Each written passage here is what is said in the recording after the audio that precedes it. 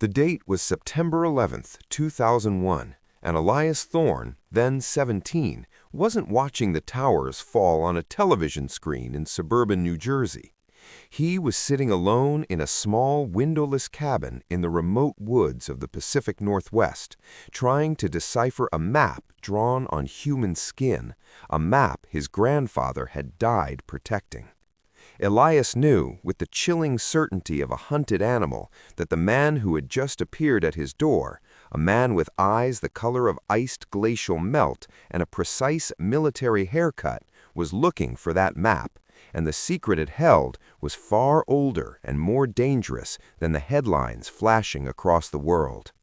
A tense, close-up shot of Elias Thorne, 17, with intense focus, illuminated by a single lamp. He is hunched over a piece of human skin, covered in strange symbols, his face a mix of fear and concentration. The cabin interior is dim and rustic, with geological charts faintly visible in the background. A mysterious, stern man with icy blue eyes stands in the doorway, partially silhouetted. Chapter 1. The Inherited Silence. Elias Thorne's world was a geography of absence. Born and raised in an anonymous corner of rural Oregon, his earliest memories were of the smell of pine sap, damp earth, and the metallic tang of his grandfather's ancient tools. Dr. Alastair Thorne, a brilliant, disgraced geologist, had relocated his infant grandson, the sole survivor of a bizarre, undocumented accident that claimed both of Elias's parents, to a property so isolated it wasn't even properly marked on county records. It was less a home and more a fortified research station, perched precariously on a cliff overlooking the churning, obsidian-cold waters of the Pacific Ocean, near a stretch of coastline ominously nicknamed the Lost Coast. Alastair was a man of fierce routines and fiercer secrets. His life revolved around two things: the meticulous education of Elias, who was homeschooled to a standard that easily exceeded any private academy, and the silent, obsessive cataloging of artifacts related to the Cascadia Subduction Zone, CSZ.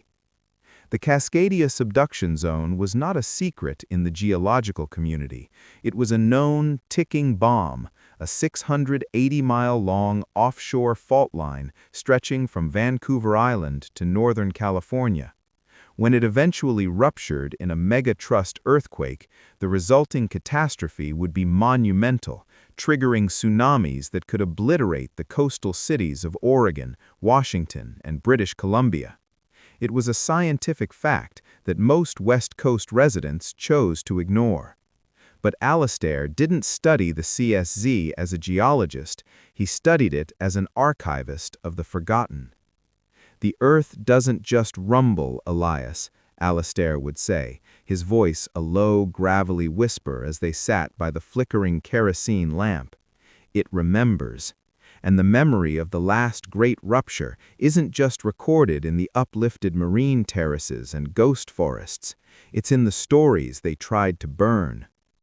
Elias's education was therefore not just history and calculus, but also cryptology, cartography of extinct coastlines, and a deep dive into the oral traditions of the Silets and Tillamook Native American tribes. Alastair taught him to differentiate between geological fact and myth, but more importantly, he taught him to look for the intersection, the tiny, overlooked overlap where an ancient legend accurately described a catastrophic seismic event that modern science was only beginning to prove. Their life was austere, punctuated by Alastair's long, solitary expeditions to ancient tidal marshes to retrieve samples of paleo-tsunami deposits, layers of sand and mud that were irrefutable evidence of past great waves. The only contact they had with the outside world was through a temperamental satellite dish Alastair used to access geological databases, and once a month, a trip into the nearest town, Port Orford, for supplies. Port Orford was a fishing town clinging to survival, its economy weathered and its people tight-lipped. They regarded Alastair, the eccentric professor who lived off the grid and talked about subcrustal movements, with a mixture of pity and suspicion. Elias learned early to blend into the shadows, observing the American rhythms of everyday life, the high school football posters, the diner conversations about fishing quotas, the flickering television screens in the general store, as if they were artifacts from a foreign land. Chapter 2. The Skin Map and the Scar. 2 years prior, the rhythm of their isolated life shattered. Alastair, returning from a particularly deep excavation inland, collapsed in the cabin, clutching his chest. Elias, just 15, managed to radio for an emergency airlift, a breach of their strict isolation protocol, but necessary. The hospital stay was brief, but devastating. Alastair, weakened and facing his own mortality, finally spoke about the obsession. Elias, his hand trembling as he reached into a hidden pocket in his worn field jacket. This is the key to everything, the reason we are here, the reason I brought you to the edge of the world. He pulled out a small, oil-rubbed wooden cylinder, no bigger than a cigar tube. Inside, wrapped in faded velvet, was a piece of treated, brittle material that at first glance Elias took for old parchment. It was yellowed, translucent, and covered with intricate spiraling symbols and lines that seemed to map out not a territory, but a sequence. Alastair saw the confusion in his grandson's eyes. It's not parchment, Elias, it's human skin, tanned, preserved, and coated by the survivors of the last great silence, the Achille 1800 earthquake. They couldn't pass on written text, the knowledge would be too dangerous, too easily destroyed. So they tattooed the precise sequence of events, the warnings, and, most importantly, the location of the repository onto the skin of a few chosen keepers, who passed the map down through generations until it fell into my hands. Alastair explained that the map wasn't just a record of the past, it was a predictive model of the future. It suggested that the CSZ megaquake wasn't a singular random event, but the result of a larger cyclical process tied to something beneath the tectonic plate, something Alastair only ever referred to as the engine. They believe, Elias, Alastair whispered, his voice fading, that when the tremors begin in a specific, unique pattern, a 5-part sequence I call the Thorne Quintet, it signals not just an earthquake, but the reactivation of the engine itself. And that, my boy, changes the timeline from decades to days. Before Alastair could elaborate, a sudden, sharp tremor, unusual for the region, shook the hospital room. Alastair's eyes widened in terror, not pain. They found me. They know I have the map. He pushed the cylinder into Elias's hand. Go home. Lock yourself in the basement bunker. Don't trust anyone. You must finish the translation. The map points to something that could stabilize the fault, or, if found by the wrong people, could be used to weaponize the entire coast. Keep the map safe, Elias, and look for the scar. Alastair died that night from a sudden, fatal myocardial infarction. The local police ruled it a natural death, but Elias found a faint, almost invisible puncture mark on Alastair's inner forearm, a mark that was certainly not a hospital needle. It was a deliberate, tiny wound that looked like the sting of a specialized injector. The scar. Free. September 11th, 2001. The Unexpected Visitor. The next 2 years were the loneliest of Elias's life. He carried the grief of his grandfather's death and the terrifying weight of the skin map. He followed Alastair's final instructions to the letter, living like a phantom in the isolated cabin, his days devoted to the grueling work of translation.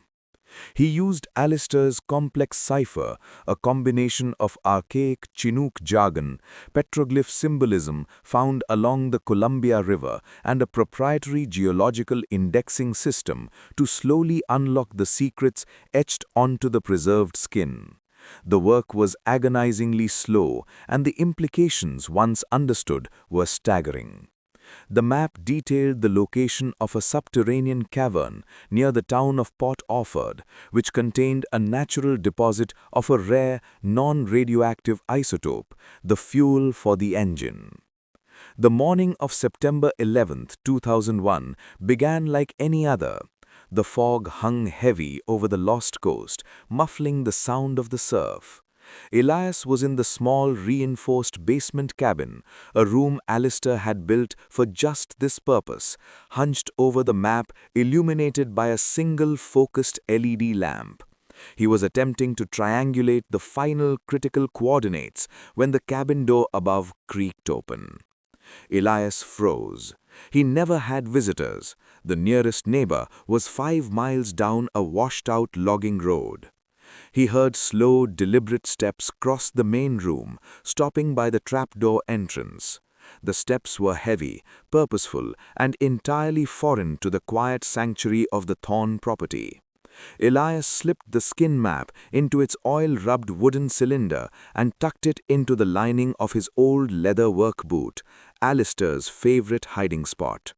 He armed the 2 rudimentary booby traps Alistair had taught him to set for unauthorized entry, a tripwire connected to a handful of rusty ball bearings and a simple weighted pendulum near the door. The trap door was pulled open with effortless strength. A man stood silhouetted against the pale morning light. He was tall, impeccably dressed for the wilderness, in black high-grade tactical gear, and utterly devoid of expression.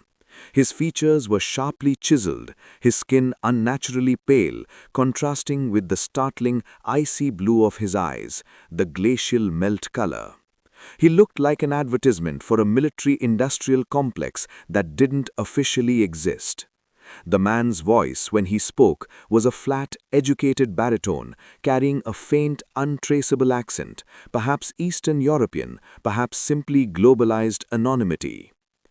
Elias Thorne, I apologize for the intrusion. My name is Director Kalin. I represent an agency deeply concerned with global seismic stability and more specifically with the artifacts left behind by your grandfather, Dr. Alistair Thorne. Elias, 17 and terrified, forced himself to stand his ground. He felt the cold, hard reality of the world pressing down on his isolated refuge. This was not a local crime, this was a global threat entering his life. My grandfather's dead, he didn't leave anything.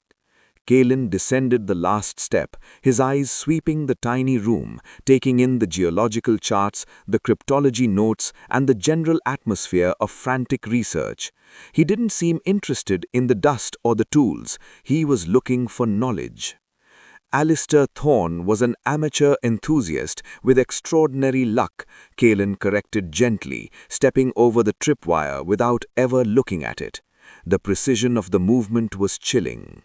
He found something that he did not understand, and in his attempt to understand it, he attracted attention from forces that believe the Earth's core is not just a heat source, but a resource.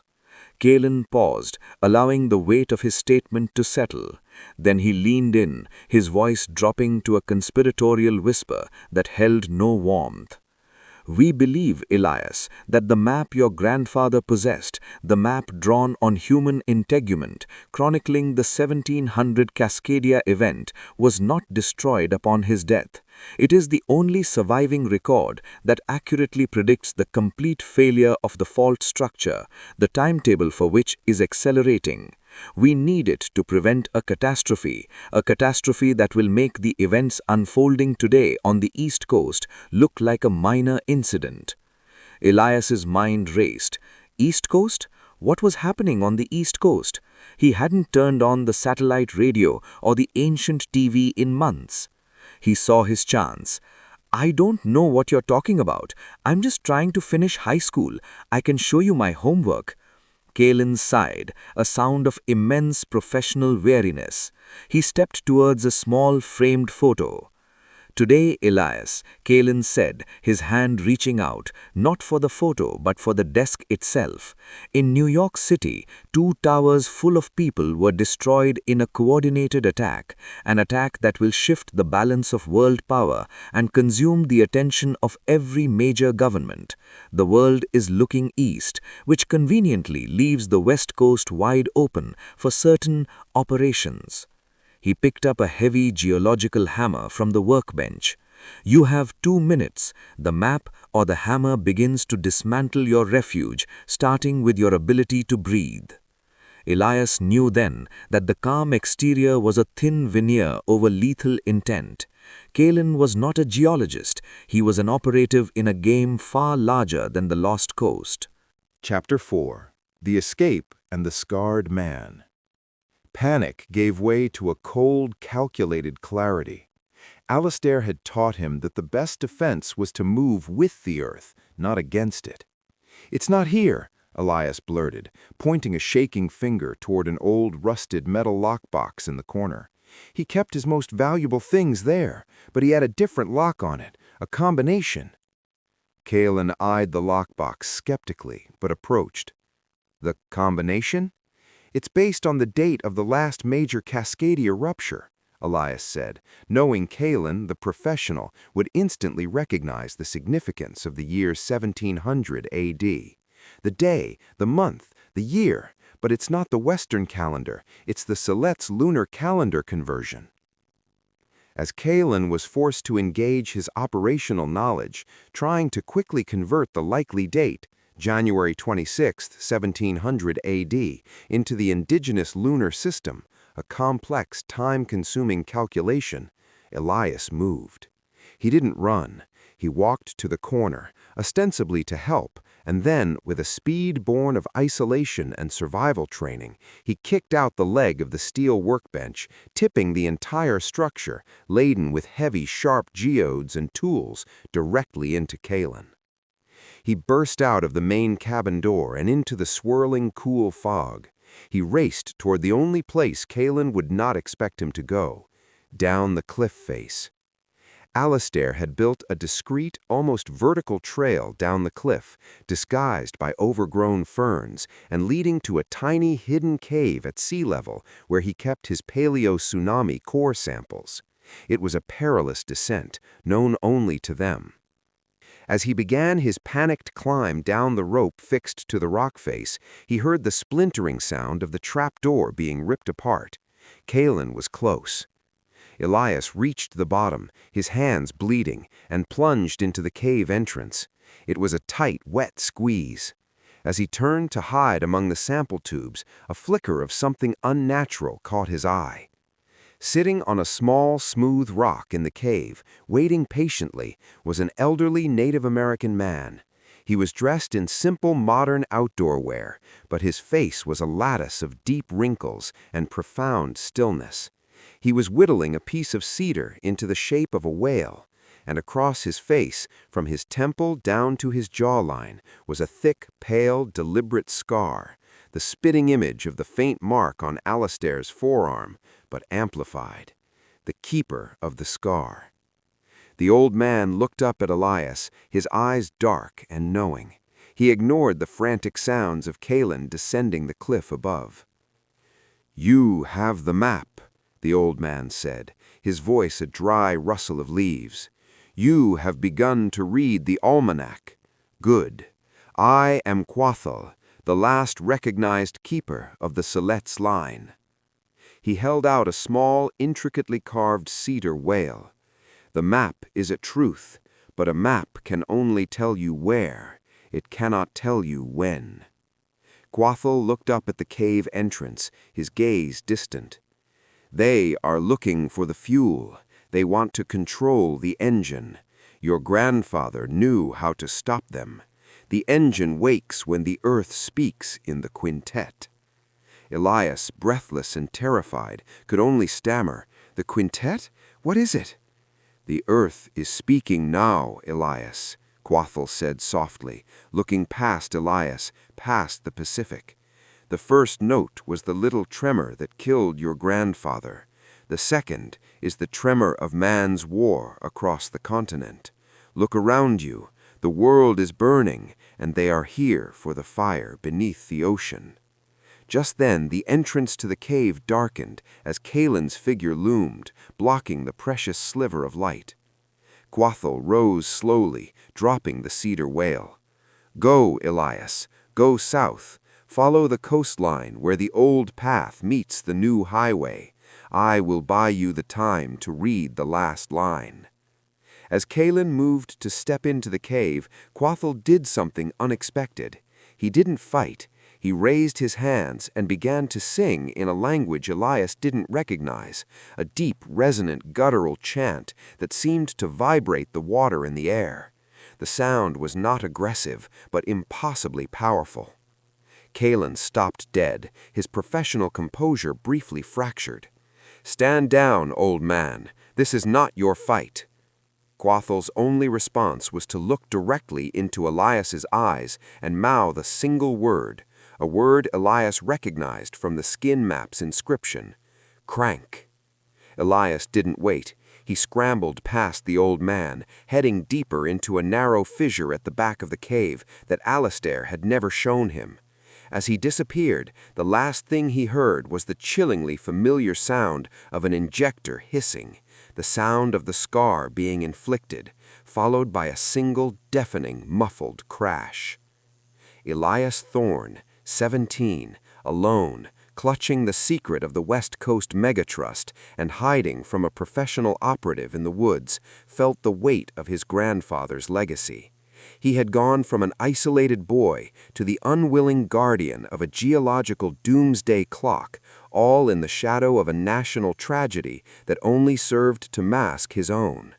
He was now running south, down the forgotten coast of America, searching for a place named Crank and a way to stop an apocalyptic earthquake whose timetable was being dictated by a mysterious subterranean engine.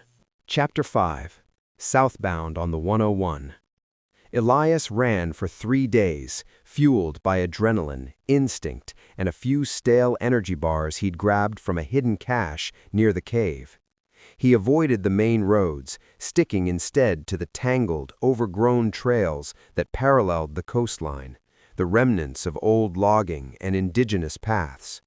The skin map, tucked safely inside his boot, felt like a burning coal against his ankle.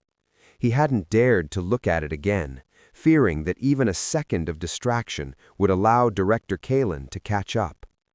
The world outside his isolated bubble was reeling. When he finally risked stopping at a dilapidated, abandoned gas station, the pump long since removed, he found a discarded local newspaper. The headlines screamed about the terrorist attacks: America under siege, WTC gone, nation grieves. The scale of the tragedy was overwhelming, yet Elias felt a strange, detached pity for the victims, a feeling that was quickly eclipsed by the cold terror of his own reality. The chaos in the east was his cover, but it was also a grim indicator of how easily Kalen's organization could operate unnoticed. He knew he couldn't survive indefinitely on foot. He needed 2 things: transportation and a better understanding of the word crank. He reached the outskirts of Gold Beach, a tourist town that usually pulsed with summer activity, now eerily quiet in the somber atmosphere following 9/11. Near the docks, he found an old, faded blue pickup truck, the kind ubiquitous in the coastal West. The keys were improbably hanging on a hook inside the unlocked cab. It was a moral breach, but Elias rationalized it instantly. His mission was too important for ethics. He hotwired the antique satellite radio, turning it on just long enough to hear the news reports. Kalen's organization, whatever it was, had clearly covered his escape. There were no reports of a chase, only a vague local police bulletin about a missing, possibly distressed minor, issued based on Alistair's old identification. As he drove south on Highway 101, the road that hugged the edge of the CSZ, he risked a quick look at the skin map. The final, critical section of the map, the location marked Crank, was not a coordinate, but a sequence of imagery. It depicted a large, flat basalt rock outcropping, followed by an image of a freshwater spring bubbling up through ancient marine sediment, and finally, a triangular arrangement of 3 specific stars visible in the autumnal night sky.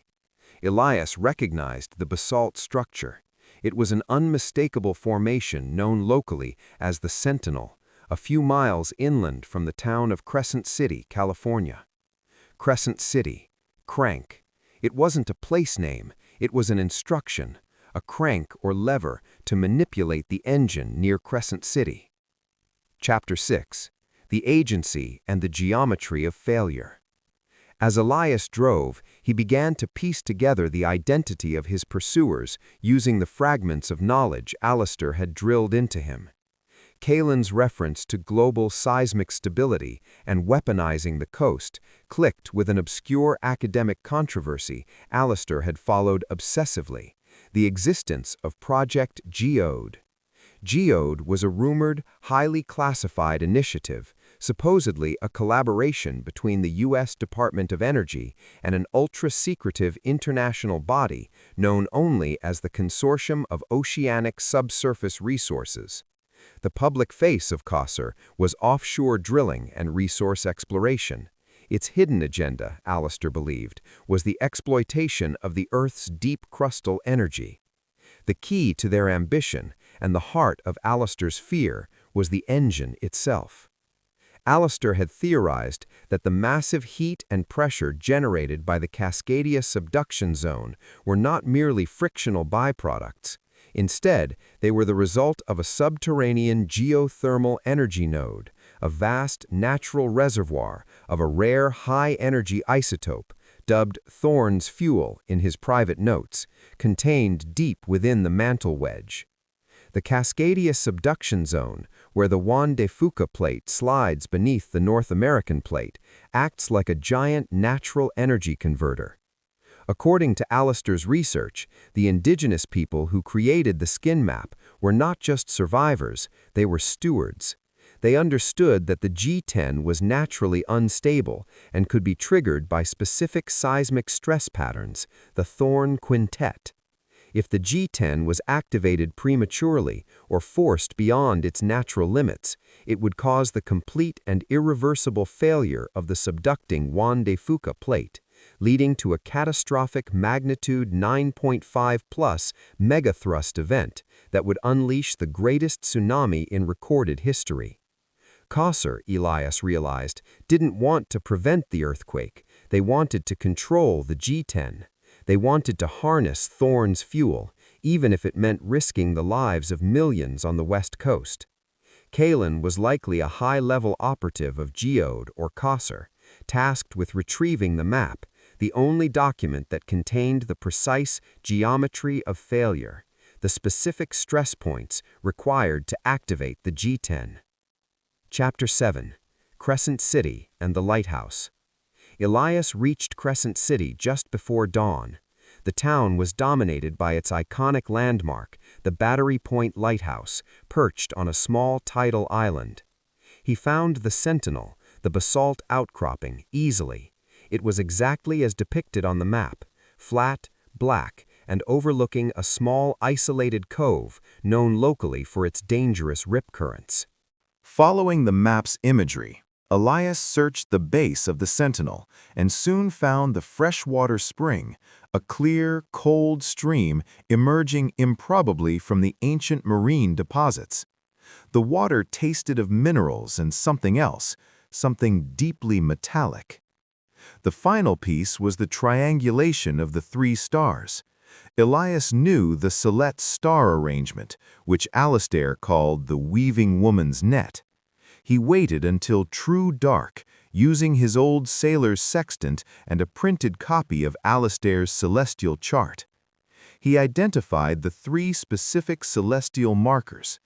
The point where the 3 sightlines converged fell precisely on a spot a quarter-mile inland in the heart of the Redwood National Park. He parked the stolen truck and started hiking into the towering silence of the redwoods. This was a different kind of darkness, ancient, encompassing, and intimidating. The massive trees, some thousands of years old, seemed to hold the Earth's secrets in their rings. He found the coordinates on a high ridge overlooking a steep canyon. There was no structure, no fence, no sign of modern human activity. The only marker was a grouping of 3 unusually shaped boulders arranged in a crude triangle, perfectly mirroring the stars above. Elias pushed aside the thick moss on the central boulder and found what Alastair's map had promised, a barely visible hand-chiseled recess containing a heavy, rusted iron loop. He pulled at the loop. It groaned but wouldn't budge. He realized the crank wasn't a knob but a handle, and he needed a tool to manipulate it. He retrieved a heavy, specialized geological chisel, a gift from Alastair, from his boot, the one tool he had grabbed unconsciously during his escape. Using the chisel as a leverage point, Elias applied all his 17-year-old strength to the iron loop and cranked it clockwise.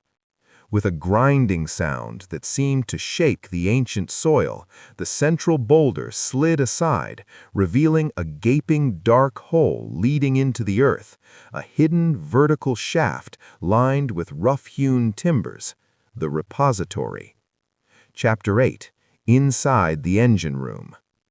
Elias cautiously descended the shaft, lighting his way with a flickering battery-powered lantern. The air grew immediately warmer, thicker, and smelled strongly of sulfur and brine. He emerged into a large natural cavern, smoothed and shaped by eons of tectonic movement. This was not a modern bunker. It was a sanctuary built by the indigenous stewards centuries ago, utilizing a pre-existing geological feature. In the center of the cavern, he saw it, the source of the heat and the power. It wasn't a machine, but an extraordinary natural formation. A huge crystalline dome of compressed mineral, gleaming with a deep, unsettling internal violet light, was pulsating rhythmically.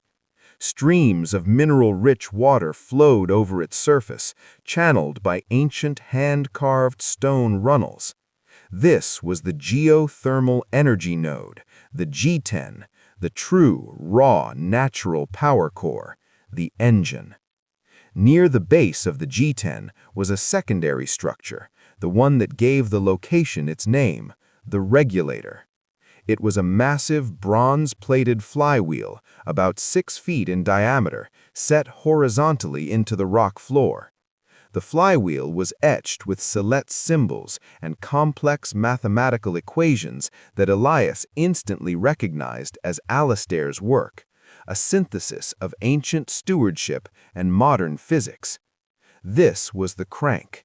This was the mechanism the ancient keepers had used to bleed off excess seismic pressure.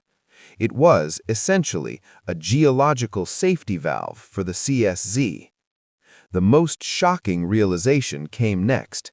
Embedded in the side of the natural cavern, connected to the regulator by thick, modern steel cables, was a small, high-tech electronic control panel. It was sleek, metallic, and utterly out of place. It had a flashing red warning light and a digital display counting down from 48.00 hours. 48 hours. COSP Geode had not only found the repository, they had modified it. They had integrated their own technology, a high-frequency seismic resonator, into the ancient regulator. They weren't using the G10 as a safety valve. They were preparing to use it as a weapon or an immense power source, and the countdown was the timer for its forced activation. The integration of modern technology with a natural geological feature. Elias moved toward the panel, his hands shaking. He saw a printed schematic next to the timer. The device was designed to transmit a precise sequence of low-frequency sound waves into the G10's core. That sequence was labeled Thorne Quintet Activation Profile. Kalen hadn't been looking for the map to prevent the disaster. He was looking for it to ensure the accurate, weaponized activation of the G10. They needed the final, precise timing data from the skin map to tune the resonator perfectly. He heard the faint, telltale sound of the heavy central boulder shifting above. Kalen had found the repository. Elias had minutes, perhaps seconds. He slammed his hand against the panel, looking for a shut-off switch. There was none, only a biometric lock. He remembered Quathlell's final desperate command, crank. The only way to stop the digital timer was to override the electronic lock by forcing the physical mechanism, the bronze flywheel. The regulator was designed to be manipulated by force to vent the pressure. Elias dropped the lantern and stumbled toward the immense flywheel.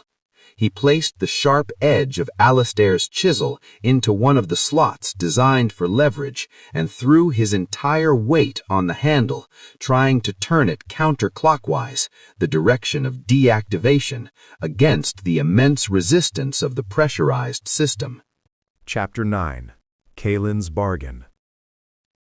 The stone steps reverberated with the heavy, measured footsteps of Director Kalen descending into the cavern. He stopped at the entrance, his face a mask of professional disappointment as he assessed the scene. The pulsing G10, the counting timer, and the frantic, dirt-caked teenager struggling with the massive regulator. "You really are your grandfather's grandson, Elias," Kalen observed, his voice echoing in the cavern's sulfuric air. "Determined, foolish, and always focused on the obsolete."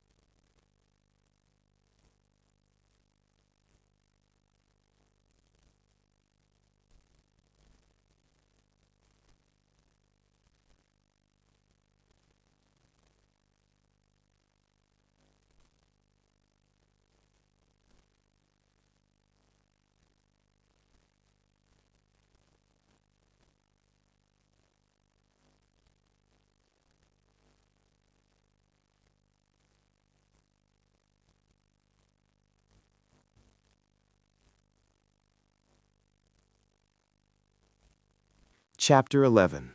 The Subchamber and the True Almanac. Elias found himself standing in water up to his ankles. He raised his lantern, and the light revealed a scene that made him freeze. This was not just a reservoir. This was the true heart of the stewardship. Embedded in the far wall, illuminated by the lantern, was a perfectly preserved section of the indigenous rock face. This wasn't a carving or an etching. It was a natural geological cross-section that Alistair had meticulously cleaned and preserved. It was a display of paleo-tsunami evidence, layer after distinct layer of dark peat marking forest floor growth and sudden light-colored sand marking tsunami inundation, told the chronological story of the Cascadia megathrusts. The dates were marked in Alistair's elegant, precise script: 1700 AD, 1310 AD, 810 AD, and so on, going back 10,000 years. This geological record, the true almanac of Elias Thorne, confirmed the horrifying regularity of the disaster. The fault ruptured every 300 to 500 years. The last one was in 1700 AD. They were already outside the normal return interval. More important than the geological layers, however, were the artifacts. Set into small, watertight recesses carved into the rock between the tsunami layers were dozens of small, preserved human bones, mostly finger bones and small wrist bones. Each bone was wrapped in a tightly sealed, pitch-covered material. Elias carefully retrieved one. As he unwrapped the pitch, he found a tiny fragment of material inside, perfectly preserved. It was a section of the same human skin, covered with the same coded symbols as the map he had just destroyed. The realization hit him with staggering force. The map wasn't passed down as a single piece of treated skin. It was an archive distributed among a lineage of keepers, each one receiving a small, highly durable fragment, a specific data point. The map Kalen wanted was simply the index, a compilation of the full knowledge set. The artifacts in the lower chamber were the backup data. They contained the complete reversal code, the full predictive model, and critically, the precise location and composition of Thorne's fuel, the non-radioactive isotope. This chamber was Alistair's final lesson. Don't rely on a single document. The Earth itself is the library, and the knowledge is distributed. Chapter 12. The Composition of Control. Elias opened a second packet, the one closest to the 1700 AD layer. Inside was a tiny diagram etched onto the skin fragment. It showed the complex molecular structure of Thorne's fuel. It wasn't just a naturally occurring deposit, it was a compound based on a very specific configuration of ruthenium and tellurium bound together by extreme mantle pressure. The fragment contained the information that COSR/geode was truly after, the composition that allowed for the high energy yield without radioactive decay. But the fragment also contained a warning, translated by the symbols. The fuel responds to its mirror. This was the failsafe Alistair had hinted at. The G10 was powered by Thorne's fuel. If an equal concentration of a mirror compound, a specific ruthenium-tellurium isomer, was introduced into the system at a point of high pressure, the two elements would cancel each other out in an aggressive exothermic reaction, causing the G10 to shut down instantly, a controlled geological short circuit. Elias looked at the water flowing into the lower chamber. It was leaching mineral deposits from the G10 above, meaning it was rich in the fuel's precursor elements. He had to create the mirror compound and inject it into the highest pressure point, the regulator. Chapter 13. The second note of the quintet. Alistair had prepared for this. Hidden in a small, watertight cavity in the chamber was a kit, a rugged, portable centrifuge, a supply of highly concentrated catalyst powder, and a single, heavy, customized injector device, a modified hydraulic jack with a fine, hardened steel needle designed to penetrate the thick bronze regulator. Elias didn't hesitate. He took the mineral water, added the catalyst powder, a substance Alistair had labeled inversion agent, and began the laborious hand-cranked process of running the mixture through the centrifuge. He was racing against the seismic stress his own actions had induced. Suddenly, a loud, deep, resonant thrum echoed through the cavern, a sound that was felt in the teeth more than heard. A few pebbles rained down from the ceiling. Kalen's voice, now desperate, boomed from the shaft above. "The pressure is spiking. That was the second note, Elias. The local fault just shifted. The core temperature is rising too fast. You have maybe 30 minutes before the entire column collapses." Elias knew the meaning of the second note, the first wave of minor local earthquake damage preceding the main event. Kalen was correct. The game was no longer about retrieving the map. It was about pure survival. Elias finished centrifuging the mixture. He had created a small vial of dense, opaque liquid, the mirror isomer. He loaded the liquid into the custom injector device. He now had the means to permanently stop the G10 and save the coast, but he had to get back to the regulator. Chapter 14. The Final Confrontation. Elias scaled back up the fissure and entered the main chamber. The violet light was now so intense it cast sharp, unnatural shadows. The air was thick with the thrumming resonance, making it difficult to stand. Kalen was waiting for him, standing near the regulator. His face was streaked with sweat and dirt, his composure finally shattered. He held his gun, but his attention was split between the weapon and the shaking walls. "The clock is running, Thorne," Kalen yelled over the geological noise. "You have the injector. You know the mirror compound. You stop the GTEN and the pressure stops. The fault stabilizes. For now. Do it. You save millions of lives." Elias approached cautiously. "And then what? You let me walk away?"